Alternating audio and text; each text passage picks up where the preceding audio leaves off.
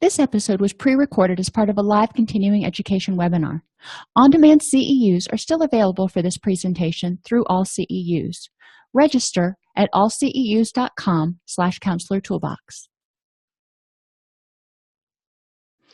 I'd like to welcome everybody to today's presentation on using groups to address anger, anxiety, depression, and addiction.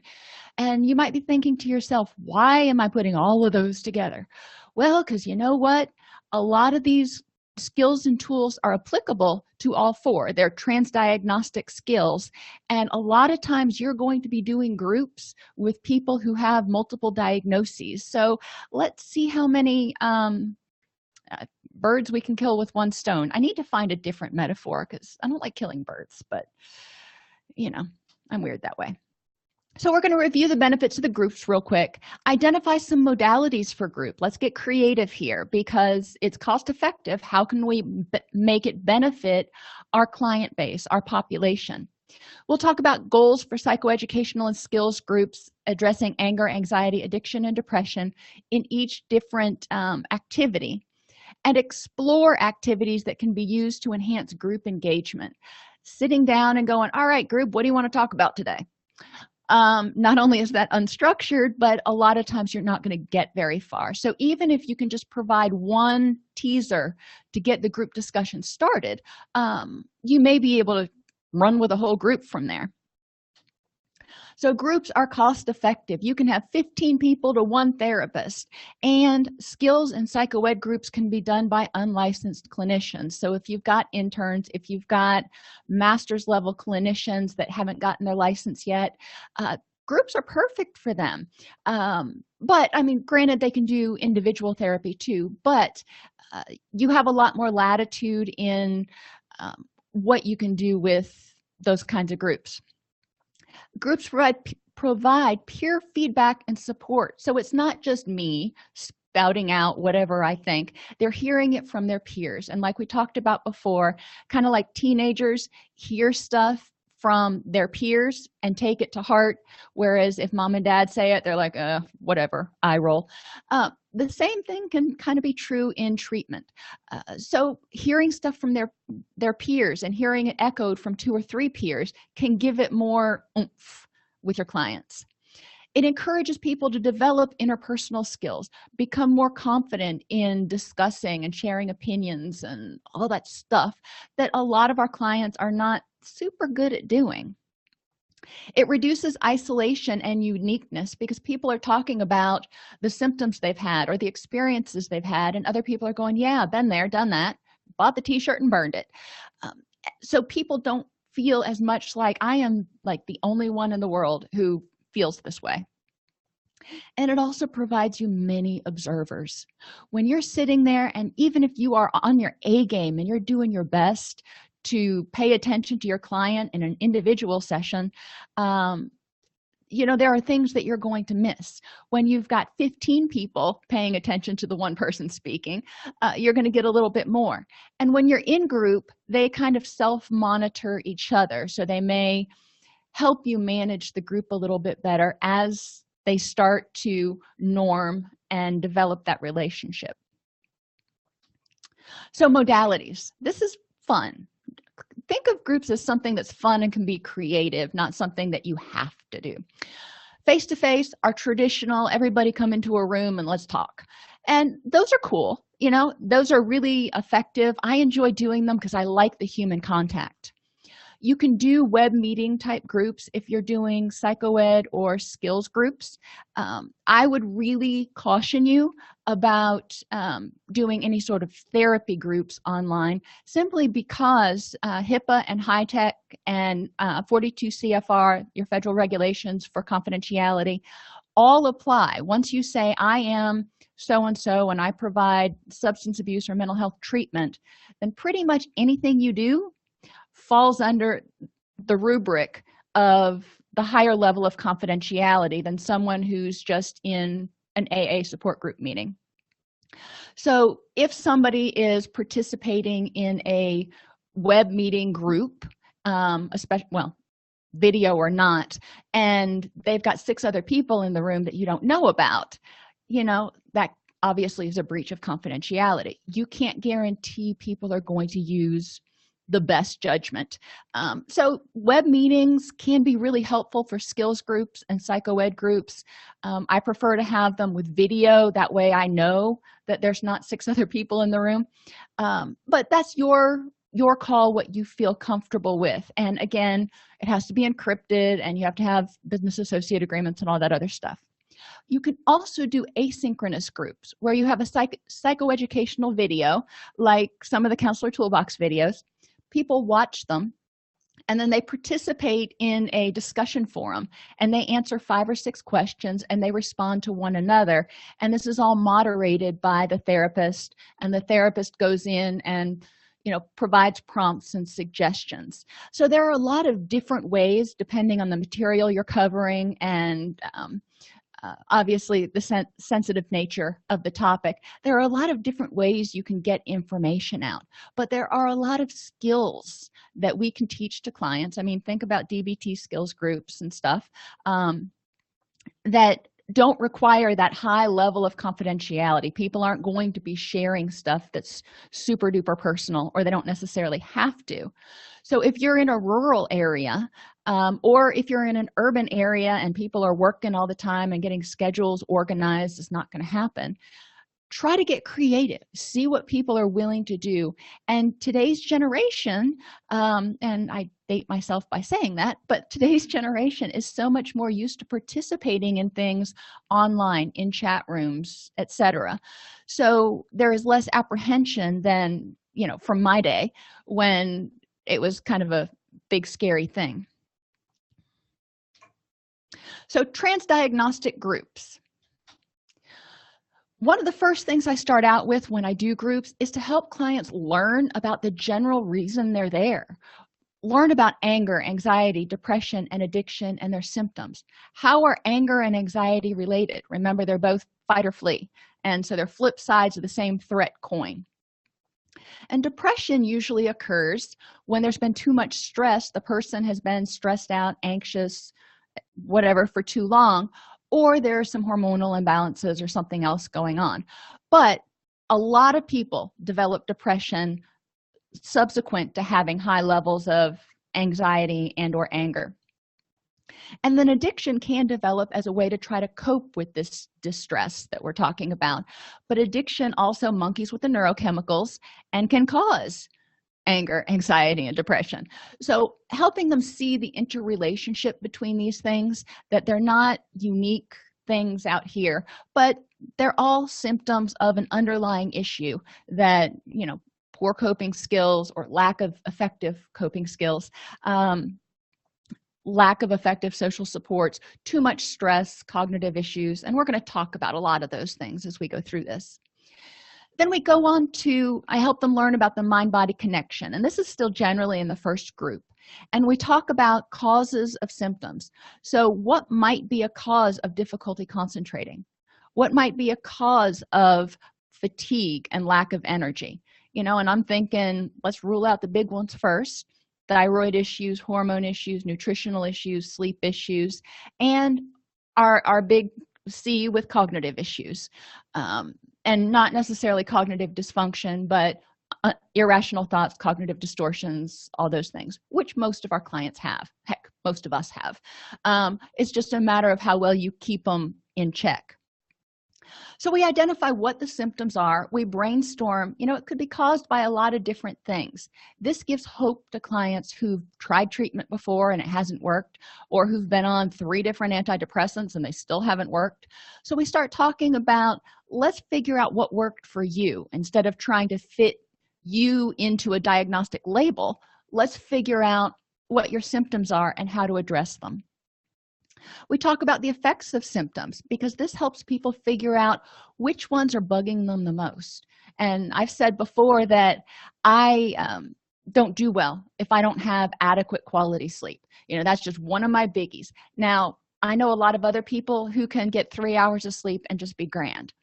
So if I am having difficulty sleeping because I've got a head cold or whatever, I know it's going to potentially trigger other symptoms that are going on. So that's one for me that is going to be important to address early. Whereas other people, there might be the sense of hopelessness and helplessness or persistent worry about a variety of things. They'll pick the one or two that are most problematic for them, and then we start talking about what are some interventions. So I have clients identify what causes or worsens the symptom for you. What makes it worse or better for me is different than for Jim and John and Jane. So I want to know what makes it worse or triggers it for them. We'll make a list of those things so they can figure out what they probably don't want to do or need to look at changing. How they've dealt with the symptom in the past. If they've done things and they've helped, even if for an hour, let's put those in the win category, and we can start enhancing those skills, those strengths. And we talk about the impact of the symptom because I want people to maintain their motivation. If you know that sleep deprivation is bad for you and it just has a cascade of negative effects, then maintain that in the front of your mind, because it'll be more important when you're making that decision about, well, do I go out and stay out till 2 a.m. even though I got to have a meeting at 7, or do I really need to go home and go to bed? So encouraging clients to be aware of the significance of their choices on their mood. So that can be one or two groups depending on how interactive your group is. Negative triggers is the next one, and this is usually group number 3, and we talk about those things that cause or worsen the symptom. Remember, they identified those already, but I have them go a little bit deeper into it because a lot of times they identified 2 or 3 things that they know triggers it. Like for me, drinking coffee after 2 in the afternoon is destined to monkey with my sleep schedule. So, but that's me. Now, going back through, we also want to look at what other things make, let's stick with sleep and fatigue and exhaustion as a symptom. If I'm hungry, if I'm not getting good nutrition, if I'm angry, does that keep me up? Well, yeah, keeps my cortisol levels high. Loneliness, maybe, maybe not. If I'm tired, does it impair my sleep? And we know those people who have been on bed rest or who've been clinically depressed, who are sleeping all the time and they're always sleepy and they can't seem to get good sleep because their circadian rhythms are out of whack. So if you slept and took a nap during the day, it might impact you later. Fear, false evidence appearing real. So how does fear impact your symptom? What people make the symptom worse, or what relationships and social situations make the situation worse or trigger the symptom? Just going in to speak, the place I used to work, the CEO intimidated the heck out of me. And I mean, she was a nice enough woman, but she just intimidated the bejesus out of me. So whenever I would have to go talk to her, my heart would start racing and my palms would start sweating. And I knew exactly what it was. And as soon as I finished talking to her, I felt fine again. But knowing that that was a trigger for an anxiety symptom helped me understand, how to deal with things. What places make your symptoms worse? For some people, they've had negative experiences in a hospital. So when they go to a hospital, it's oppressive. In a courtroom, maybe at work. So thinking about what places you go that make the situation worse, because later we're going to talk about how to improve all of these things. What things make it worse? Things that you do, things that you see, movies. And are there any times of day, anniversaries, or holidays that make the symptom worse? So some people start to get really blue in the evening, when they're winding down, getting ready for bed, and it starts to get quiet, then they're alone with their own thoughts, and anxiety or depression starts to feel a lot more oppressive. So having them be aware of those things so they can figure out what to do with them. And this is one I love to do in stations because it encourages people to talk about, and they start talking about interventions ahead of time, and that's cool. Then we move on to which ones can be avoided or prevented. You may not be able to avoid going to work, but what can you do to improve the situation at work and prevent things? And, forgive me, I would try to avoid having to go over to the main building, which we lovingly refer to as the big house, whenever I could, because I knew that was just going to provoke anxiety. So I'd stay on my side of the campus and everything was grand. And then I identify 3 ways to deal with unavoidable negative triggers. So when you have to go see that person that scares you to death, or triggers an anxiety reaction, if you want to put it a little nicer, how do you deal with that? Take a few deep breaths, positive mantras, whatever you want to do.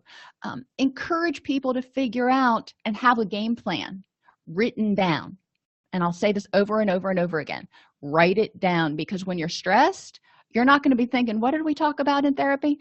Have them write it down. Have them keep a notebook so they can refer to it, even if it's just one of those little tiny, notepads that they can fit in their purse or something. That's a good thing. Then a whole different group is on positive triggers, because too often we talk about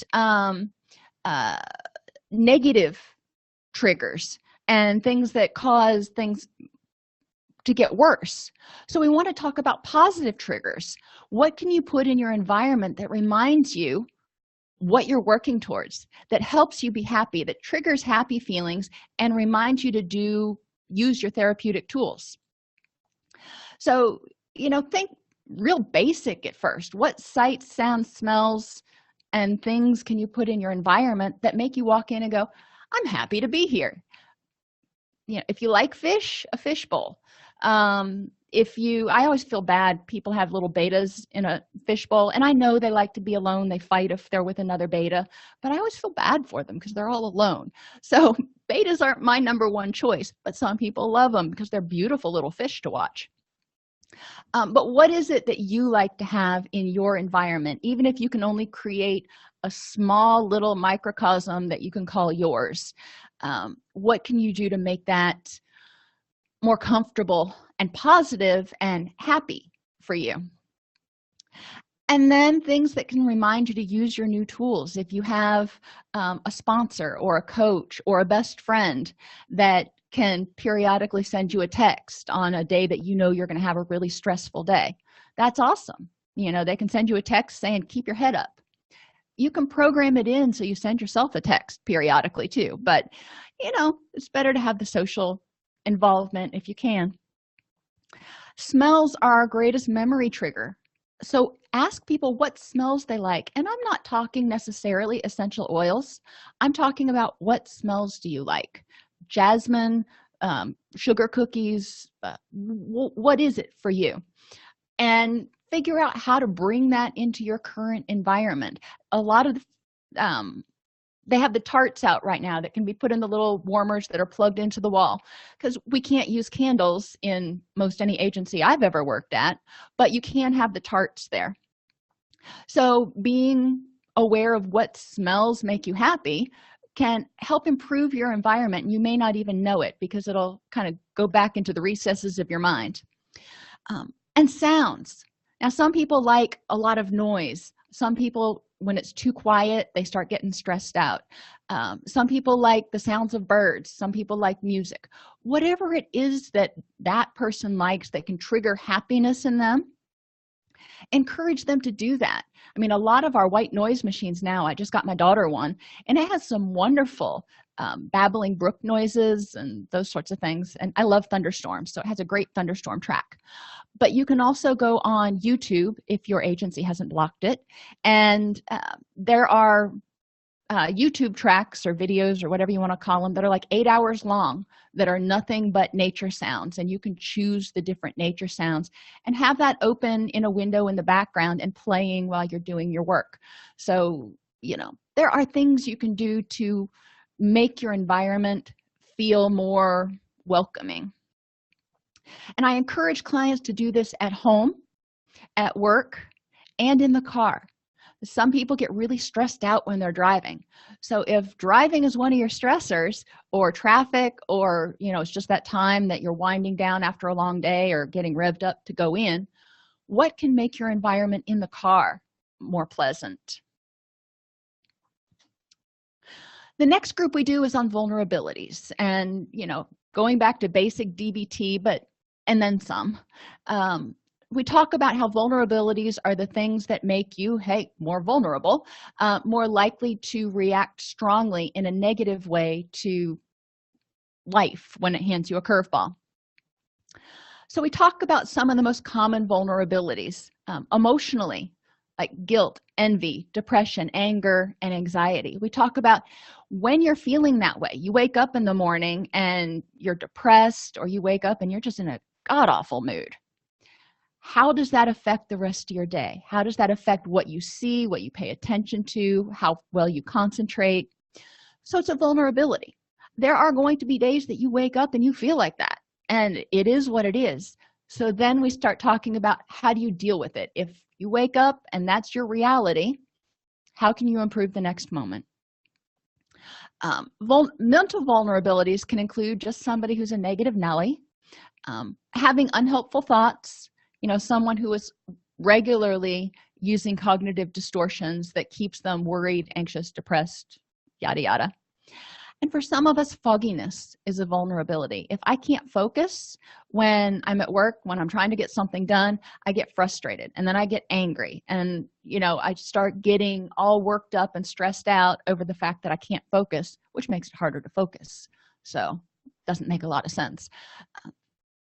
Physical vulnerabilities: pain, exhaustion, illness, and medication effects and side effects. Socially, we talk about stressful people and environments, and abandonment fears. If somebody has underlying abandonment fears, then it's going to impact most of their relationships, wherever they are on a regular daily basis. So how do you deal with relationships when you have those fears kind of right front and center? Because we're not going to fix all of these in 2 weeks or even 12 weeks. So how can you start dealing with them so you mitigate the impact? And then environmental, like I talked about before, if it's too chaotic or quiet, too chaotic stresses some people out, and too quiet stresses other people out. For some of us, disorganization, big vulnerability. It's hard to focus, get frustrated because you can't find anything. If it's too dark, sometimes people get sleepy, start feeling depressed, their circadian rhythms get all wonky. So being aware of the environments that you're going into. You may be going into an environment that is sort of vulnerability prone. It's likely to trigger a stronger reaction. So it's not just how do I feel right now, but it's also when I go into this situation, what vulnerabilities are there that might trigger a stronger reaction? Which takes us to mindfulness, because most of us aren't really aware of what triggers feelings and sensations. We just don't even really notice them and go about our business. So encouraging people to learn about the purpose of mindfulness and the benefits, so they're not wasting their energy. They're able to identify their needs and wants in the moment and figure out how to best meet those needs instead of pushing them all down and then not feeling like they're getting their needs met, or worse yet, getting angry, anxious, or depressed. I start out in my groups with these 3 mindfulness exercises because I find they're relatively easy for most people. The anchored scan is the one that I've talked about in other groups or other classes. At every meal, I have people go through and say, how do I feel emotionally? How do I feel mentally? Am I positive? Am I negative? Am I foggy-headed? How do I feel physically? Energy, pain, anything like that, hunger. How am I feeling in terms of relationships? Am I feeling lonely, isolated, supported? What's going on? And is this environment conducive to my needs, or is there something I need to change? As it gets to be summer here, I have to turn down the air conditioning before I come in to teach because all of the electronics put off a ton of heat. So I know ahead of time that when I come in here, I'm going to have to turn that down. Otherwise, I get hot and cranky. So encourage people to start doing that. If they do it at every meal, that's at least 2 to 3 times a day. They're checking in with themselves and going, what do I need? What are my potential vulnerabilities right now, and how can I address them before they cause a problem? 3-minute thoughts. For 3 minutes, clients will spend just writing down or tape recording, if they don't like to write, everything they think. Just that random association that Freud used to talk about. Let them free associate for 3 minutes. They will be interested to see, hopefully, where their mind goes. And then you go back through and you review those thoughts in terms of how many were negative, how many were positive, how many were just neutral. There's something on the floor. What were they thinking about? And this will help them figure out kind of where they are when they're not paying attention to their thoughts, because they're thinking things a lot. And then 3-minute observations is when they walk into a room or walk out, onto the patio, or they go somewhere. And for 3 minutes, they write down everything they see, sense, notice, and then they come back. I love doing this in group because you bring 15 people into a room and do this, and then you start to process it. Nobody has all the same stuff. They've all seen something a little bit different or noticed something a little bit different. So it helps people realize how much they may be missing by not being mindful, by not being present in the moment. And then I differentiate it. I do spend a little bit of time differentiating it from meditation, because some people are freaked out by meditation for whatever reasons. And so we talk about how you can be mindful without having to meditate. But when you are meditating, you're also being mindful. So you can do these 3 activities without, none of these are meditation activities, but they're helping you learn to be in the present moment, aware of what you need, and accepting what's going on non-judgmentally. And so we talk pretty extensively about awareness and non-judgmental acceptance starting in this group. Then we start talking about interventions and developing a plan, a written one, to become more mindful of strengths and needs in order to prevent vulnerabilities and mitigate the ones they can't prevent at home, at work, and particularly in family and social gatherings, because they may have a great family but get stressed out in social situations. A lot of our clients have issues with someone somewhere. So helping them figure out when you're in these situations that are vulnerability prone, how can you prevent it from getting to you? Maybe instead of going over, Aunt Sally always rubs you the wrong way. So how can you deal with that? And whether you want to call that prevention or mitigation, if you have to talk to Aunt Sally, how do you deal with it so it doesn't get to you and trigger you? Prevent unnecessary distress. So if clients know they're going to have to go in for a job interview, for example, and that's stressful to them, which is stressful to most people, what can they do ahead of time so they're best prepared and best energized for it? Plan what they're going to wear ahead of time. Plan the route, how they're going to get there. If they need to ride the bus, know where the bus stops are and get to the bus stop early. Have everything planned out ahead of time. Maybe even rehearse it. I used to go find my classes before the first day of the semester. That way I knew where they all were, so I wasn't stressed the first morning trying to figure out where my classes were on campus, because I can't find my way out of a paper bag. It's just one of those things. And how do you mitigate unavoidable distress? Life's going to suck sometimes. So how do you deal with that? Do you call a friend? Do you pray to your higher power? Do you meditate? What do you do? Because sometimes you're going to get those curveballs. And I encourage clients, when they're trying to figure out things, to start with their strengths. What have they done in the past that's worked? So they're going to go back to that list of the vulnerabilities that they made, the things that they know make them more likely to react strongly in a negative way. They're going to figure out which ones can be prevented and how. They're going to figure out how to mitigate the other ones. When they can't avoid them, how do they deal with it so it doesn't make them go off the chart in the other direction? And then what things can they do to prevent unnecessary distress? Sometimes it's a matter of planning ahead of time.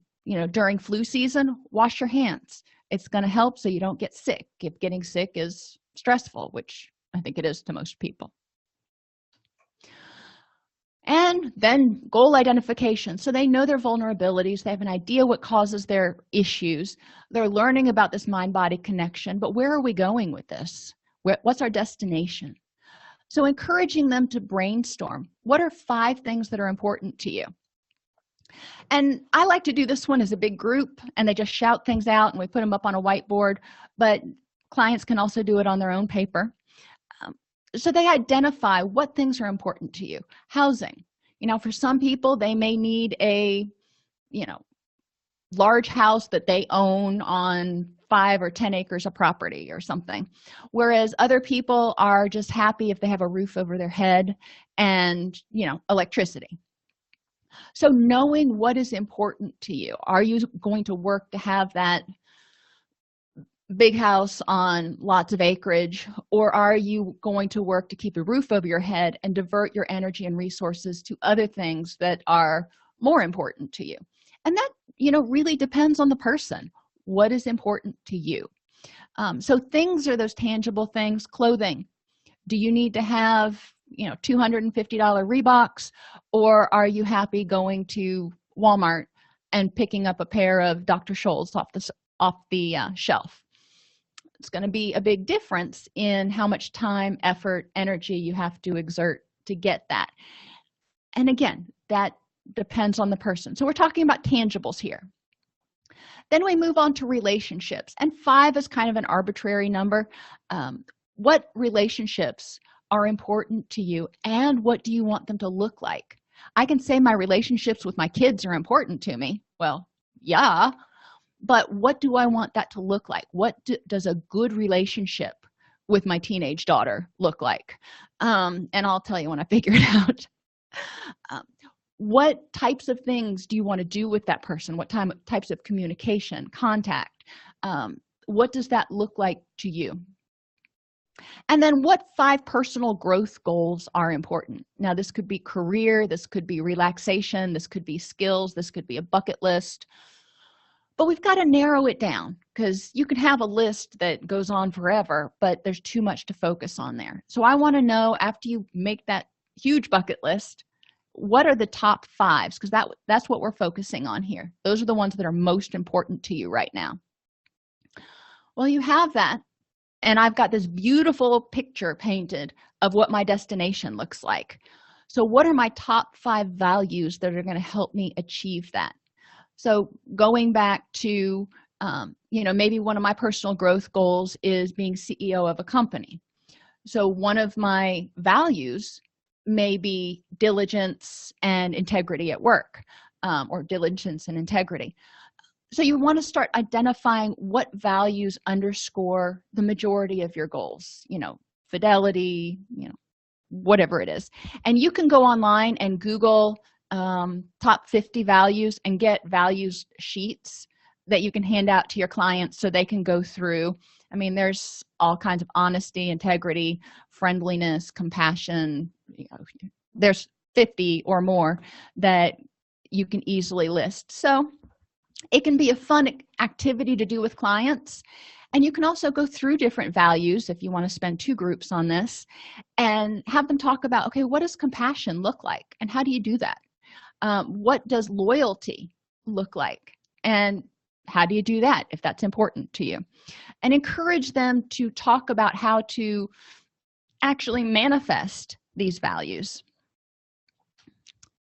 So distress tolerance, because clients with mood or addictive disorders tend to get stuck in their unpleasant emotion. And impulsively may act to try to eliminate or escape from the distress by acting out, by eating, by sleeping, by doing something, which doesn't usually solve the problem. It either makes it worse or it just kind of pushes it to the side for a moment and then it comes back. Helping clients realize that urges come in waves. They don't have to be acted upon. I use the bee metaphor. If a bee lands on your arm, unless you're like deathly allergic, and even then you want to think about whether you want to swat it, but I can't speak for people with anaphylactic allergies, but if a bumblebee lands on your arm, big furry little teddy bear looking guy, your first urge may be to swat it off because a bee's landed on your arm. But generally, if you swat a bee, it's going to sting you. You know, that's just what happens. It's not actually going to have the outcome you intended. However, if you just wait, that bee's going to fly away. So urges don't have to be acted upon. You can see it's there and go, okay, nope, not going to do that. Don't want to get stung. You can tolerate the bee on your arm. So distress tolerance skills help clients practice the pause so they can stop and go, let me think about this. What is the best choice in this situation? So, you know, if you're working with a group, you've probably heard distressful situations. Somebody's in a breakup, somebody has lost a job, somebody has relapsed, somebody's on probation, and something happens. And they have a choice between acting or acting on it in an impulsive way, or choosing to let it go, or choosing some other course of action. Distress tolerance skills help them get into that wise mind so they can take a breath and say, okay, you know, my knee-jerk reaction is to do this, and it would feel really good right now, but my long-term goals are to get off probation. So, you know, putting my fist through this guy's head is probably not the best choice, and moving on from there. So encouraging clients to use distress tolerance as a method of practicing the pause. It doesn't mean it fixes anything. It just helps you get into a place where you can think clearly about what's the best choice for me that will help me move towards my goals. You can address a lot of the distress intolerant thoughts using the ABCs. The activating event, so brainstorm triggers. You're at a restaurant, some guy looks cross-eyed at your girlfriend, makes you angry. So what were the beliefs? You know, we usually do the activating event and then the consequences, and then we go back and talk about the automatic beliefs, the distress intolerant thoughts that made you think, I need to put my fist through this guy's head. So this is unbearable. I will lose control and I will lose control and go crazy if he doesn't stop looking at her like that. This is going to keep going on forever. How dare he? Whatever the thoughts are. And then we can dispute them with alternate statements in terms of how can you get through this without having to react impulsively or aggressively. And then evaluate which outcome represents a more effective use of your energy to help you get closer to your goals. So if there's stress at work, the consequences, you're stressed, you hate your job, you don't want to go in. What are the beliefs? This is unbearable. I hate going to work. This is going to go on forever. I'm never going to be happy. So we want to go back and dispute those, looking at what would make you happy at work and what can you do to improve your situation. And, you know, maybe it means looking for a different job, but we want to start looking at, instead of feeling like you're a victim that is stuck in this situation, we want to look at the beliefs and say, what can we do to improve the next moment? So your distress intolerant thoughts are over here. You can Google those, DBT 101. Talk about the wave metaphor, reminding clients that when we feel something, it comes in, it crests, and it goes out in about 20 minutes.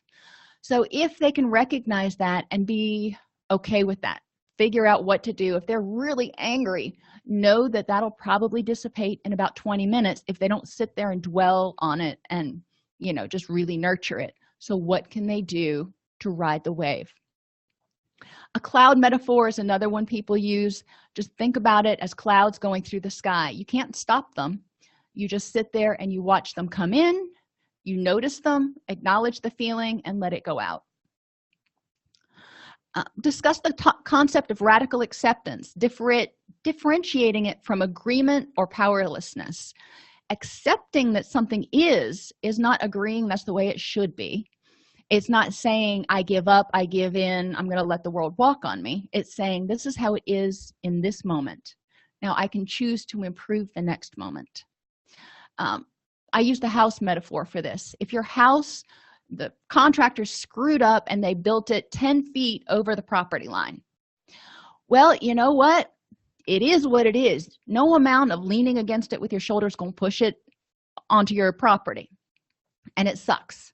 It doesn't mean you think that's where it should be, but you've got to figure out, okay, now what do we do? How do we fix this situation or improve the next moment? Have clients brainstorm ways and create an action plan to improve the moment and accept reality. So again, these are things you can Google. DBT 101. Improve stands for imagery, finding meaning, prayer, relaxation activities, focusing on one thing at a time, taking a mental vacation, and self-encouragement. So break those up, one word on at each station. What can you do for positive guided imagery? How can you use imagery to help you get through a particular situation? How can you find meaning in things? So when something bad happens, how can you find meaning in it or find the silver lining? And so on for each letter of the acronym. Accept stands for activities. Do something different. Get yourself involved in something that is pleasurable, because you can't be miserable and content at the same time. I go out and pull weeds, or if I'm really stressed out, I get out the power tools and I start doing the hedges. That makes me feel a little better. Contributing, volunteering, giving back, doing something that makes you feel good. Comparing yourself with somebody who's doing less well. Finding something that activates the opposite emotion. Pushing away those thoughts, just telling the thoughts, nope, not going there right now, not going to think about it. And actively thinking about something else. You all know I do the 4 3 2 1. 4 things you see, 3 things you hear, 2 things you smell, 1 thing you hear, 1 thing you can feel. So I encourage clients, if nothing else, do 4 3 2 1, because that'll take you out of the stressful mental situation until the adrenaline can bleed off. But have them develop a list of their own tools that they're going to use in order to find meaning or relax, because just telling somebody do relaxation skills, but what does that mean to John and what does that mean to Sally? Could be 2 different things. So I want to know what they do to relax, and it's written down. Cognitive distortions and irrational thoughts, they're biggies. So we've helped them figure out what their triggers are. They're starting to address some of the things they can easily, like nutrition and sleep, and being more mindful of what they need. Help clients learn about what cognitive distortions are and brainstorm when they've had each one. Again, this is a great one to do in stations or even as a group. Arbitrary influence, for example, means drawing conclusions without sufficient information. So my girlfriend didn't call me when she was supposed to. That must mean she's cheating on me. Really? Where did you come up with that? Where's the evidence for that? So arbitrary inference is something that some of our clients use. So we want to have them identify ways they've used it and the impact of using that distortion, whichever one it was or ones, and figuring out how to address them. So in the case of arbitrary inference, they force themselves to stop and think about 3 other possibilities for why his girlfriend didn't call him. So you can go through each one of these with clients, talk about how they're used and ways you can counter them.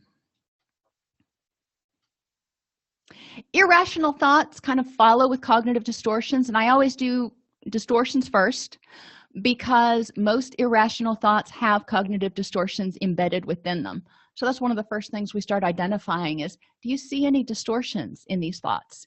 You must have love and approval from others all the time. Well, there's some all or nothing and exaggerated thinking there.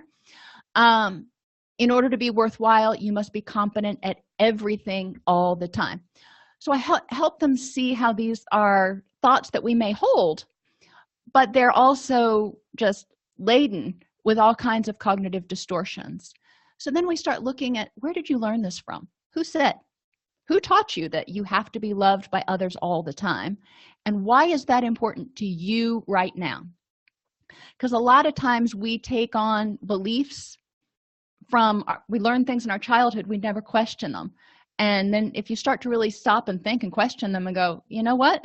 I have no idea why I think that, because that's not realistic. People can start knocking off their own irrational thoughts. So you can go through these. These are the most common ones that, they're everywhere on the internet. The challenging questions worksheet or activity is one that I like to do with both cognitive distortions, CD, and irrational thoughts, IR. So for each of them, when somebody uses it, I'll say, okay, tell me what your evidence is for and against this belief. I want to hear both sides, which encourages them to walk that middle path. You hear the dialectics in there. I encourage them to look and say, do they have the big picture, or are they focusing on one aspect? So in the case of, John's girlfriend didn't call him, so she must be cheating. We want to ask John, what's the big picture? She didn't call you. That's true. That's one aspect. But what was going on with her? Did she get stuck in traffic? Did her phone die? Was she running late at work? What else was going on in her world that might have impacted the situation that you're not accounting for? How reliable is the source of the evidence? If you're hearing it from a friend of a friend of a friend versus if you've seen it firsthand. Are you using emotional reasoning? I feel anxious that she's going to abandon me, therefore she must be cheating on me. So we want to look at the reasons why you feel anxious that she's going to abandon you, but it may come down to emotional reasoning. There's no factual basis to it. You're just afraid. Does the belief contain all or none terms? If so, what are the exceptions? And are you confusing something that's possible with something that's likely?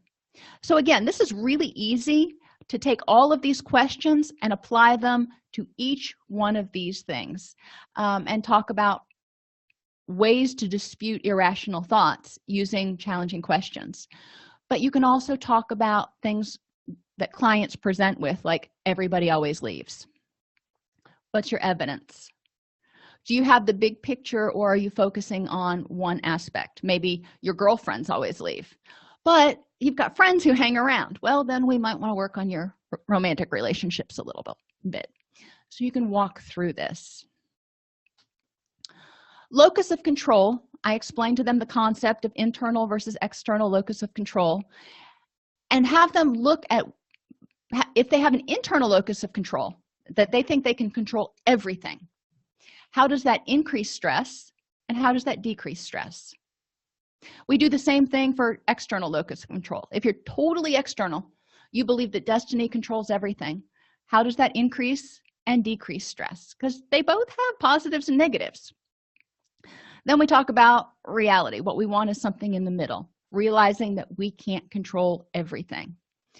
Where I've worked, we use the serenity prayer, and I encourage clients to explore the stressors that are within and outside of their personal control.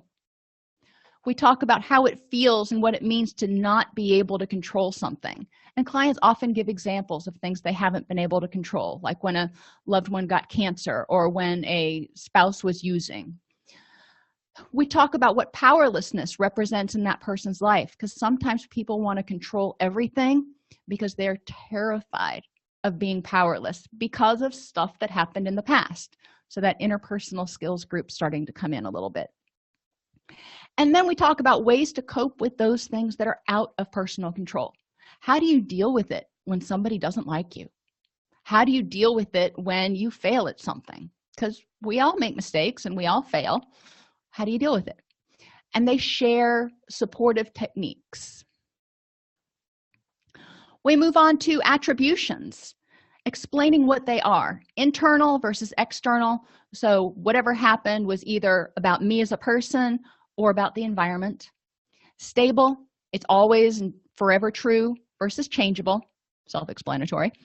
Global versus meaning that it's about me as a whole person or the world as a whole, or specific, it's about one person or one situation.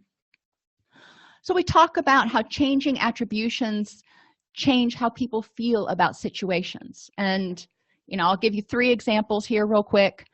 If I'm clumsy, I can either think I am a lumbering ox, which sometimes I feel like a bull in a china shop, or I can say, you know what, I was a klutz today, I tripped over my own shoelace. That means it was something external that happened today. It's changeable and it's very specific. I'm a failure at everything I do versus another person had skills that I need to develop, changeable, in order to get that type of a job, specific. So encourage clients to reframe things in terms of external, changeable, and specific. Have them look at the purposeful action pathway. So they've got all these tools now. What do we do with them? Well, when something happens, you can either go towards your starting point, which is not what you want to do, negative feelings, distress intolerance, cognitive distortions, physical issues, relationship issues, self-esteem issues, or you can move towards happiness. What do we use? So when the present issue happens, you can use impulsive escape behaviors, distress intolerant thoughts, and a need for external validation from other people, or you can choose to use some of these new skills that we've been talking about in order to keep you moving toward your destination. Self-esteem, your relationship with yourself. So I ask clients, what do you look for in a friend? And we're starting a self-esteem group. They look at me like I'm crazy, and I'm just like, just tell me, what do you look for in a friend? And then I go on to ask them, which of those qualities do you already have, and how can you be your own best friend? How can you be loyal and compassionate to yourself? How can you help yourself instead of holding yourself up to this unreasonable high standard that you don't hold anybody else to? Then I have them describe who they think they should be versus who they are right now. And we look at the similarities. So what have you already succeeded at? And then we look at the differences and have each person assess, are those differences important? If they are, then we need to develop a plan to help you start working on them. If they're not important, how can you let go of that idea that it's something you should be? Interpersonal effectiveness is being able to ask for what you need and get what you want. Creating win-win situations 80% of the time. Nobody's going to get it all the time. Being able to set and maintain healthy boundaries, which is the whole situation of being able to ask for something and get your needs met, but also being able to say no when somebody asks you for something and not feel guilty about it. Being able to say, you know what, I can't do that right now, but I can, or whatever it is. And we've done other videos on all of these skills. So if you want to learn more in depth about any of these groups, we've already got some videos on them on the AllCEUs education YouTube channel. And then being able to develop and maintain supportive relationships, communication skills. So encouraging clients to learn how to be assertive, not passive, not aggressive. And it sounds like a simple group, but it's actually a pretty challenging group because it's challenging for clients to use assertiveness skills when they are under stress. Problem solving. So you take everything we've been talking about for the past 24 groups, using all these skills when something happens. And I'll ask some people in class to say, who wants to volunteer something that happened this week that was really stressful?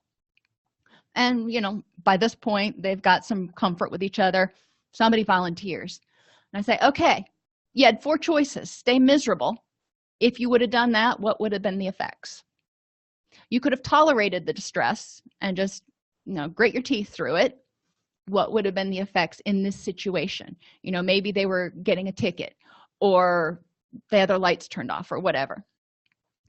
Tolerating the distress, if you got your lights turned off, not really going to help the situation. You need to improve the next moment. Change how you feel and think about the situation. Well, that has some positive effects. Or change the situation. Sometimes a situation just needs to be changed. Sometimes it can't be changed. So they need to change how they feel and think about it by addressing those cognitive distortions, irrational thoughts, and being mindful of what they need. So groups are extremely cost effective. You can reach a lot of people, touch a lot of lives, provide a lot of really useful skills, and actually practice them. It's not like we're doing in-depth therapy where people are going to be exposing their souls, but we can do things where people can apply it to situations that happened last week, or talk about how they might use it next week to deal with something, and share with one another what's going on, how they might adjust it, the skill or the tool to work for them. This 24 groups that we just went through provides the foundation for clients to begin living a happier life. These are all pretty basic skills that people need to have in order to kind of deal with ever-changing life. I recommend you use written and visual material for people to look at, PowerPoint or whiteboard or handouts for your visual learners, lecture for your auditory learners, and interactive applications so everybody is taking the information and connecting it with things, memories they have, things that are meaningful to them, so they're strengthening those memory pathways. When looking for group activities, consult self-help workbooks, use activities to launch discussion, or create discussion stations around the room, and then have somebody present from each station what's on the station, and you can talk about it as a larger group.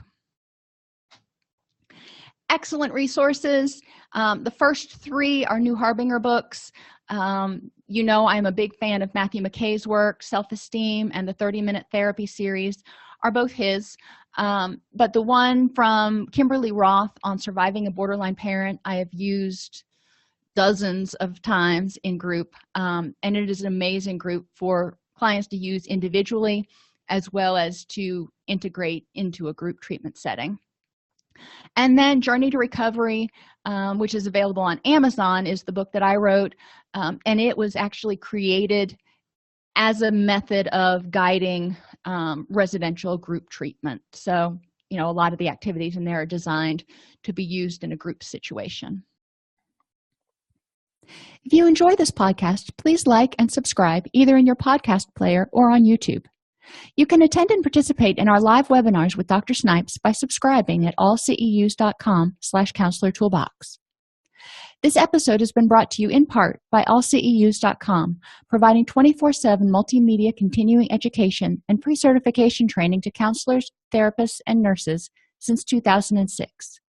Use coupon code Counselor Toolbox to get a 20% discount off your order this month.